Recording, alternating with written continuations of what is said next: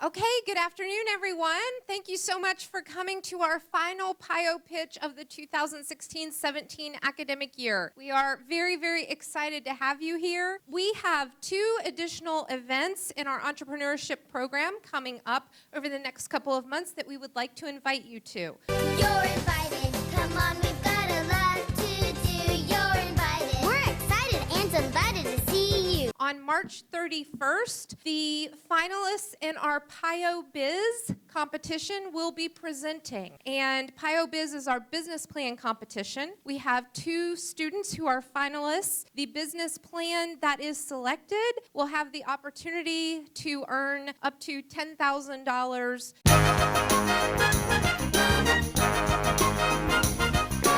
to start their new business. And we'd love to have you here to get a glimpse of what they are doing and what they're into. And as an example of what comes out of PioBiz, you will actually hear from our 2 PioBiz winners from last year as our second group of presenters today. So you'll see the quality that will come out of that. The second event that is coming up through the end of the semester is a junior PioPitch program. Nick Junior. Nick Junior. Which is a program that we're working on in coordination with the Ely Chapman Educational Foundation. And so we will have young people who will be up here presenting their ideas on April 27th. Okay, sorry. That was a long introduction, but we're ready to get started. Our first presenter is Janet Stacy. She is the owner of Stacy Family Farm, and her husband Bill is with us as well, but he won't be speaking. So, thanks. All right, guys. Can you hear me? I can probably do this without a microphone. So if I get loud, tell me to turn it down. Can you keep that noise down? I'm trying to sleep. First, I want to thank you guys for allowing us to be here and for being here to hear what we are doing at our farm. I'm going to take the farm right out of this presentation. So Bill decided this would be a great idea to get your input, and then he decided he would not participate. So you can talk to him at any point. All right, let me tell you first about our farm. Stacy Family Farm has been around since 1899. They have been through a lot of transitions. It's been a dairy farm, truck crops. They cut cabbage and tomatoes, shipped them all over the United States. And then we started back up with our PioPitch strawberries. We are a family farm. This is the family. These are our kids. They are all a part of the operation, have been since birth, literally in backpacks, riding on tractors. Amanda is a Marietta College graduate, High Northern in law. She practices agricultural law in Columbus, so she's a big help to us. Todd, he's got the middle child syndrome. We are doing all this mostly for him. He went to Ohio State's ATI. He is back farming with us. He's also the service manager at Bridgeport, so John Deere tractors are his thing. Then there's Tyler over there. That's our little baby boy. He had a hard time getting started, but he's now a welder in the union. So when we tear something up, he's still here to help us fix it. So we still work as a family, just all in different aspects. All right, here's what we do. We raise strawberries. We pick in the month of May. We are located in Reno with our new farm that we purchased in 2012. Red strawberries, we do pick, we pick, and we do field trips with students in the month of May. And that's kind of why we're here today. We have 6 acres. We plant strawberries every September. We cover them with the weather, which is what they're trying to get done now before it gets too cold tonight. And then we pick in May. So that's coming up. We added when Todd was in grade school, he was the only farm kid at Harmer School. You know, the kids were into sports. He wore Carhartts. He wore work boots. He had a teacher who took the interest in him, and she wanted to know if she could bring the kids out and let them see what we do on the farm and what Todd does with his spare time. So that first field trip in first grade, Todd's now 25, has evolved into about 2,000 kids who visit us in a short time in the month of May. So we have a great curriculum that we use with these kids. We teach them the entire strawberry process. We plant in September as they're starting school. We pick in May as they're finishing school. So we talk to them about their spring break or Christmas, what we're doing over Christmas break. We also have stations set up. We show them the slideshow. We talk about weather. They see honeybees. They take a hayride. Sometimes they plant gardens. We have expanded into blackberries, blueberries, pumpkins. It's the great pumpkin. He's rising up out of the pumpkin patch. and we are hoping to expand our opportunities in the educational factor, I guess. Sorry, guys, you've taken these farmers clear out of their element. We are not used to standing in front of a crowd. And Bill, you can jump in anytime you want. So with the 2,000 kids, we've kind of we've done what we can do, and we're looking for help to expand that. When we advertise for help, we have a hard time getting the help we need. We need to break the stereotype. When you advertise for help, Stacy Family Farm. What's your name? That's right. No, your name is what? Yes, that's right. What? What's my name? That's a negative right off. Nobody wants to work on a farm, and I understand that. But our farm is a little different with the field trips, the educational opportunities. More than just farm help. We're looking for people who can put together curriculums to teach the kids, people who can help us with the curriculum, following the Ohio core standards. Breaking that farm attitude is the one thing that we're trying to break. We are a farm, but we're more than that. So where and how do we advertise? Internships, newspapers, we've tried, and we don't have much success. So in order to expand our operation, we need help from you guys, ideas, how to make this happen. Janet, is it a paying job that you have? Yes. It's not a volunteer position? No, not volunteer. Is it competitive wages? We currently pay $10 an hour. And have you looked at what do they call the people who go and study plants under the auspices of Ohio State and become gardening experts? Master Gardener Program. Somebody's got to understand it, and it sure isn't me. And I think we got some teachers here that can understand where I'm coming from there. So that's kind of where we get stuck. But I have tried, and I guess I've reached my max on ability because I don't know where to go. A summer intern probably would be at least a way to open students' eyes to what this possibility could be. And so that might appeal to some of your education students, to develop curriculum, almost like a kind of a camp that they could be doing for the summer. But because I put education majors first, I was told by Trinity, a student, an alumni, that she was turned off by our ad because it said Stacy Family Farm. She thought it was going to be, ooh, yuck, hot, sweaty farm work. And then we put education majors. She was not that, so she turned it that. She didn't even go any further. When you talk about summer camps, I need somebody who can help us in the winter to prepare for the months of May into June to July. I want to make them educational, and we need help. Help! We need somebody! Help! Not just anybody! Help! The farm itself, the field work and everything else, I can pretty much handle that myself. This is a real passion for my wife and I. We only charge these kids $5 a piece to come to this school. We get lots and lots of kids that have never walked in a strawberry field, have never picked strawberries. And this is why we're trying to stick to the core curriculums. We have observation beehives. We need biology students to help there. There's a possibility of teaching there. We have the core standard weather. That was something we had to start from scratch there, where they talk about the weather throughout the year, and we try to tie everything, bees, weather, back to the farm. And also, we give them a hayride clear around the farm. We point out stuff that's going on, different things going on in the farm, and then we let them go out in the farm and pick a pint of strawberries that they can take home with them, all for $5. And I can assure you, this is not a money-making enterprise for us. If we can just change and be a part of the community, a positive place where families can come, that's my drive. Everything else will follow. It's just that we have this yearly turnover from help every year. We got a re-educator or help every year. I was on Virginia Beach 2 days ago. I know one girl right over there that uses retired school teachers, that avenue, but I'm still on the teaching side. We've had educational majors here before, and you can watch them grow.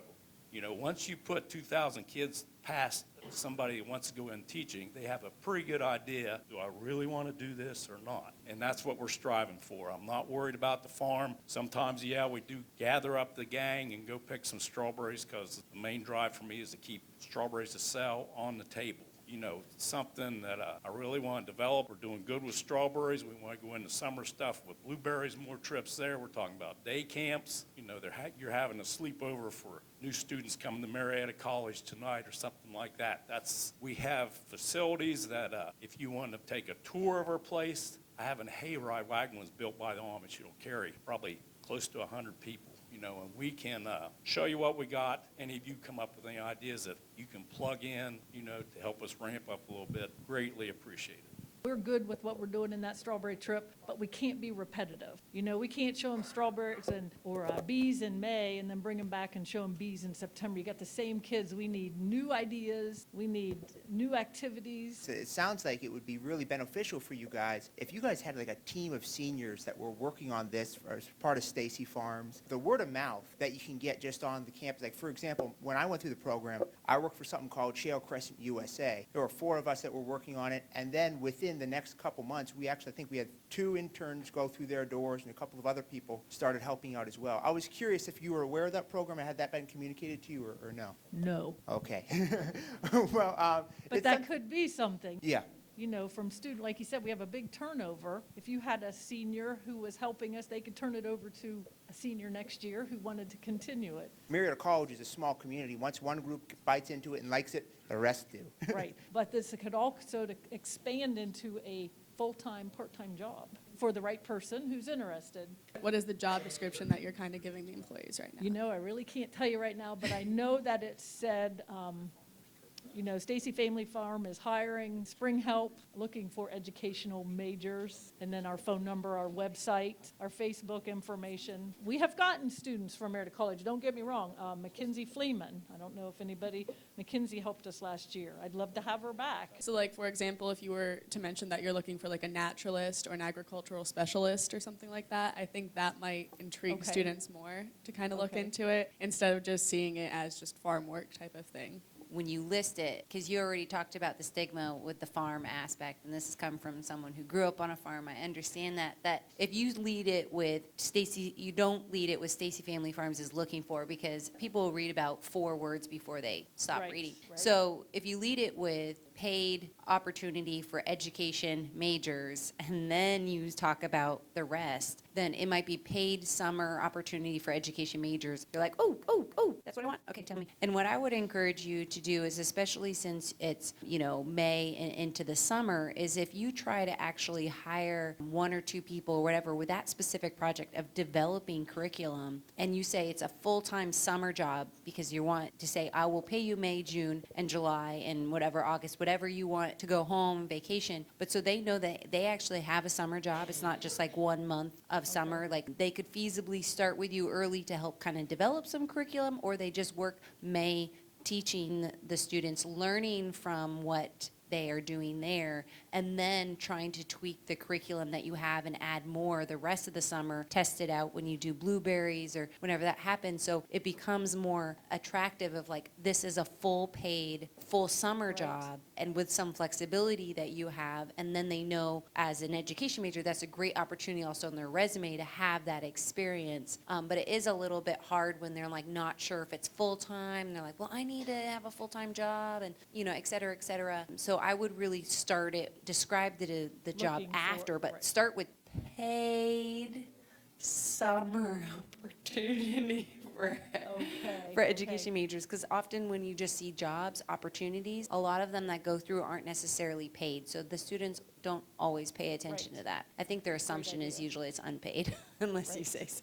I was also thinking you could do like your posters in the local elementary schools or like homework, because I know a lot of education majors go there and work there for like a couple hours of the day to get the education major students. They would be interested, especially working with students, like little kids, homework especially. So that's an idea. I don't know, like since they're already involved in working at elementaries, if they would be like willing to do that, but it's paid instead of having to do it. But I'm going to back up a little bit, because I've had recent conversation at Washington State Community College, and I know they're implementing or starting to implement an ag program again.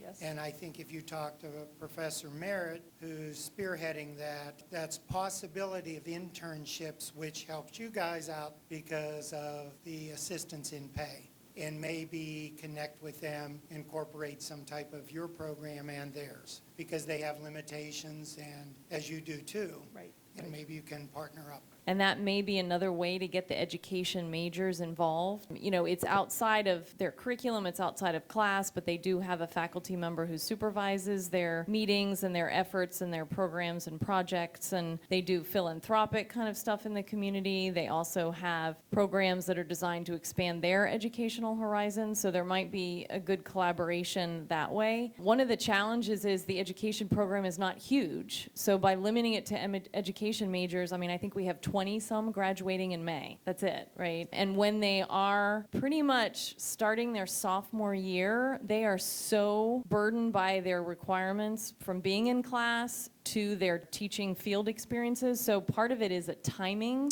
Timing! So the other thing I was thinking of is there's another program called Pioneer Pipeline, which partners students from throughout the curriculum at Marietta. They actually work with students from the K-12 system who have disabilities. And all of those students are interested in helping, they're interested in working with youth, and these particular students that they're working with happen to have disabilities, but I was thinking, wouldn't that be really interesting to bring that group together to help you? That's Bill Bauer, who coordinates that program, and he has grant money that helps support that program. I think that might be another way of kind of building more bridges. You know, I just need to get the proper wording out. Like you said, farm takes it away. Maybe paid brings it in. Are you open to students who might not be education majors? Absolutely. Eliminating that in your advertisement, saying people who are interested in education but not necessarily education majors. I might be opening. I didn't know if that was a requirement. Outside of most of the departments here, and I'm sure Washington State has a similar setup, there are bulletin boards that teachers can hang internships for students to look at. And I know many people need internships to graduate. Many people want the experience. It is a resume builder. So if you could personalize these bulletin boards to that department, and you wouldn't have to do much, because I think this is very interesting, it's very catchy, it's got the buses on it, which means that yes, it does have something to do with school, it does have something to do with education, but if you need a marketing major to help you figure that out, you could start there. If you need an advertising person to help you figure out the schooling and set up the times, you could do that. So I think that maybe you could reach a more variety of students doing that, and then even just see if teachers would let you discuss it and explain it in classes, because I think Aaron mentioned it. Word of mouth around here is huge. If one student's interested in it, it will spread, and then you will have tons and tons of opportunities to figure out exactly what you need and who's going to fill that position. What you're really looking for is an educational program coordinator or program coordinator. A lot of times there are teachers who are out teaching that wouldn't mind having a summer job and maybe would work Saturdays too. If it's put out as, a summer job during the winter, it's more Saturdays, maybe a couple times a month, just kind of keeping up with it. But once the educational programs hit, it's a little bit more time. And so then you might actually get a teacher who's out in the field, because there's a whole county full of teachers, even Williamstown,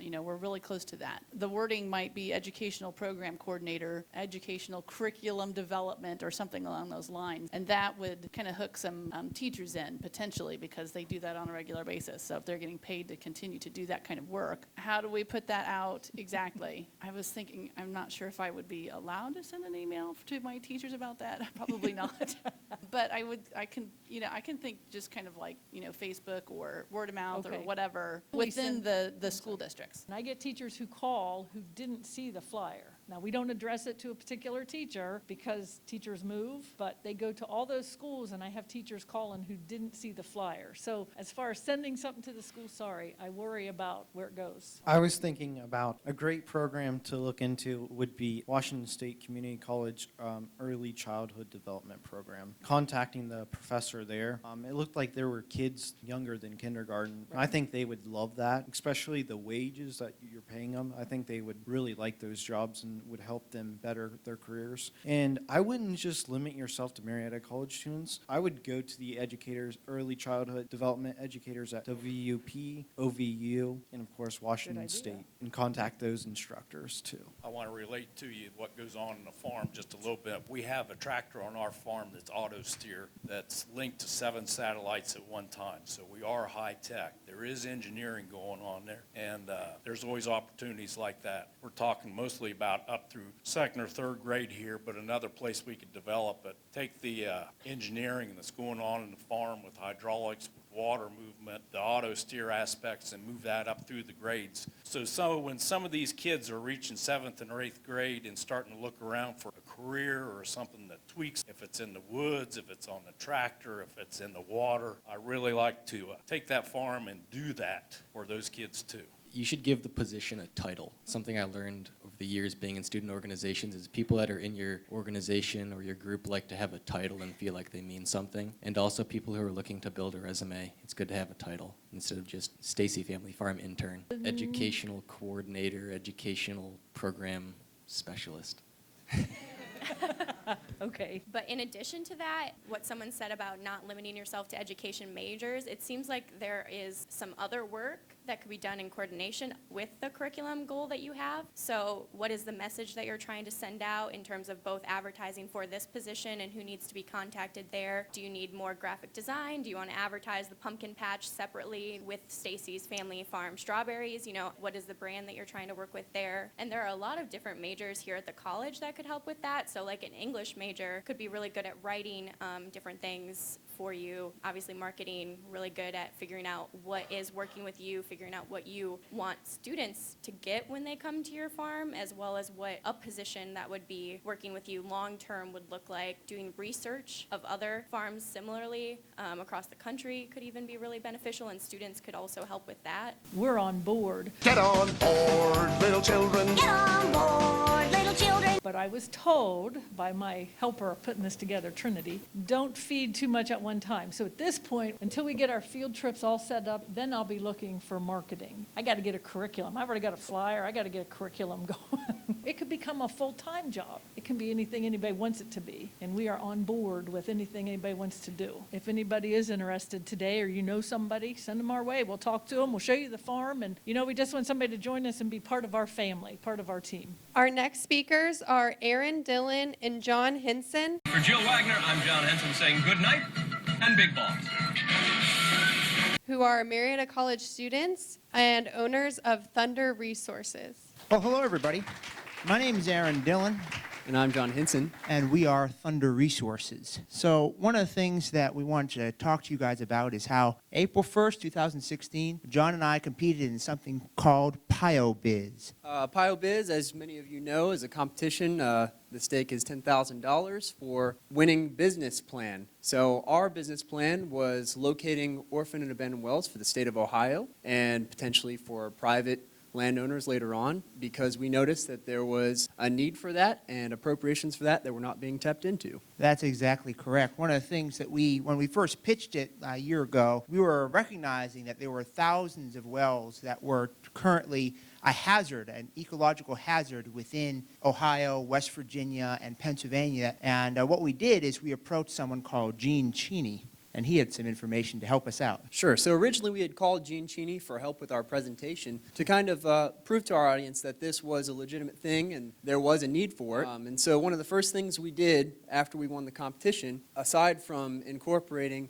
as an LLC, was drive to Columbus to meet with Gene. Basically, the result of that meeting was that he confirmed the excess of funding through the state. There's about $2 million not being used in their plugging program because they were unable to locate the well. That money is coming from the severance tax in Ohio, which is being pulled regardless. Another result of that meeting was that we reaffirmed our intentions to provide this service in the future, but was still had to be done as we had to prove that we could provide this service. One of the outcomes of that meeting was he said, yes, this is a real issue. We have 9 guys that are working for Gene that are trying to do this sort of thing, but have bigger fish to fry. So this is the perfect opportunity for students like ourselves to come in and capitalize. How do you do it?